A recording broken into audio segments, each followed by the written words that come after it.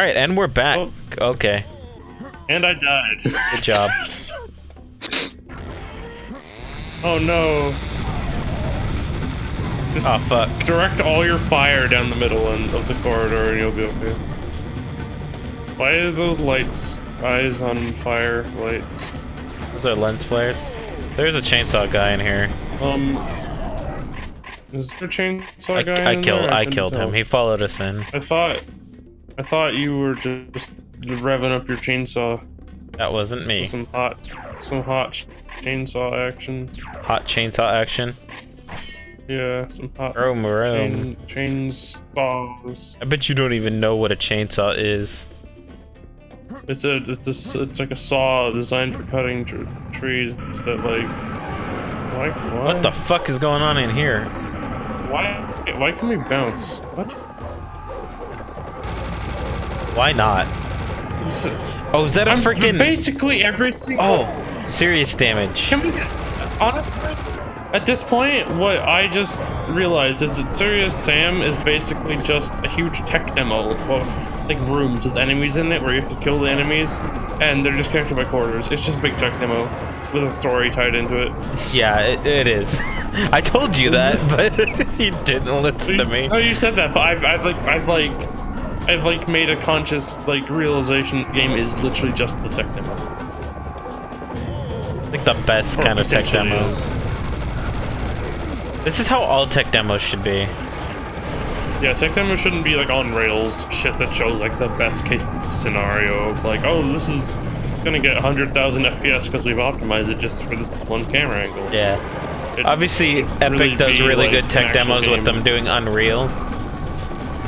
Speaking of which, we still haven't played the new Unreal yet. I mean, I have, but we haven't played it together. It's really, really fun. I haven't downloaded it. I probably should, but with my internet... It'll take 1 bajillion years, perhaps.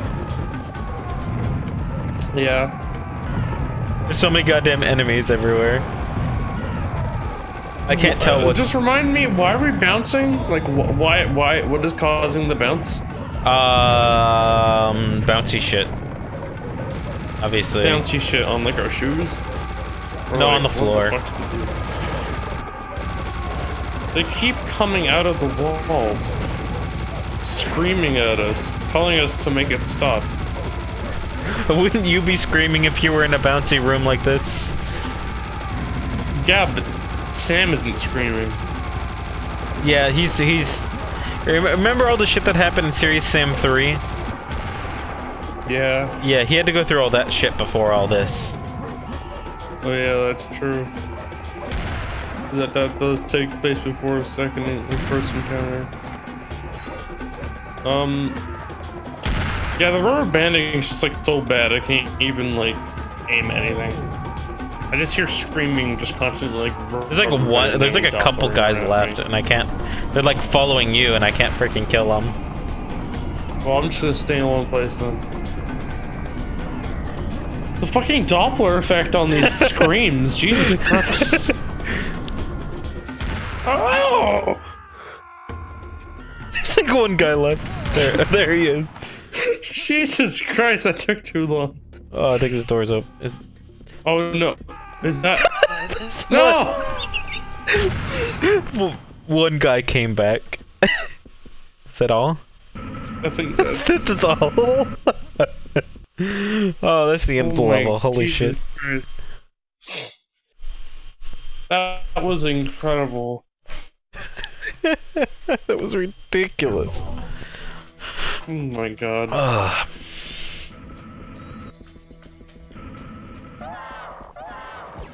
Fuck.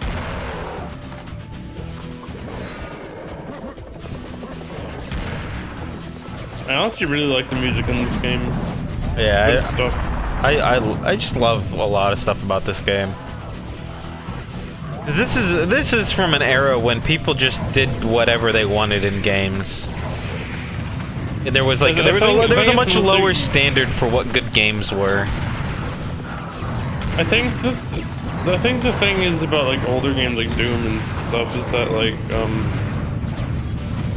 back then they had less to work with, like they couldn't accurately recreate the shapes of real guns, so they had to like just improvise, and they couldn't really do much about anything, so they just had to do their best and create whatever they felt like was fun to play.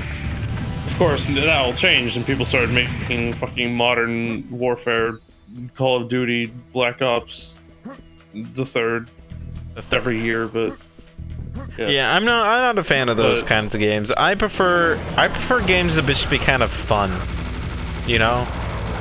Yeah. I think Half-Life kind of bridges the gap between like those like realistic military shooters and these sort of old style sort of Doom style shooters. Yeah, I think that's what I like about I think the new Doom game is gonna fucking change things a lot, at least in the PC realm of games. Oh yeah, definitely. Because I think I'm looking forward to it. I really am too, because the only game similar to it that I feel is Halo, that is out right now, and I'm not saying that like Halo is better than Doom or anything like that. I love both of them, but PC just lacks a Halo kind of game. We just don't have one. I mean, we have Halo 1 and 2. Yeah, sure, but we really don't have. Doesn't even perform well, and Halo 1 is like the community is so tiny. Yeah, and I suppose there's the Halo Online community that play the hacked version of the game, which I did play for a while, which is Halo 3. It's pretty fun, but we really need a a company supported, not community supported game, and Doom I think is going to bring that to us. Yeah, I do kind of wish that Microsoft wouldn't mind Halo games being on PC, but of course they're trying to market the Xbox, which is the main reason why they're exclusive to the Xbox. Perhaps, but of course they have.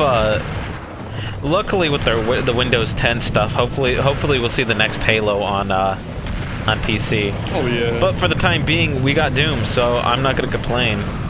And Doom looks like it's gonna be the first in a long time of that kind of shooter on PC. Yeah, definitely. Because I'm sure there's a lot of people that play both PC and console versions of shooters. And I'm sure you guys have probably noticed that they're wildly different in how you go about playing them. Different, like two different kinds of play styles for even the same game, which is really weird to me. Speaking on the flip, what were you get? Oh yeah, speaking of the flip side, there are some games that just don't translate to console very well. For example, TF2, they tried to get on console and then I was gonna say that actually. Yeah, and that just did not. It just did not translate very well.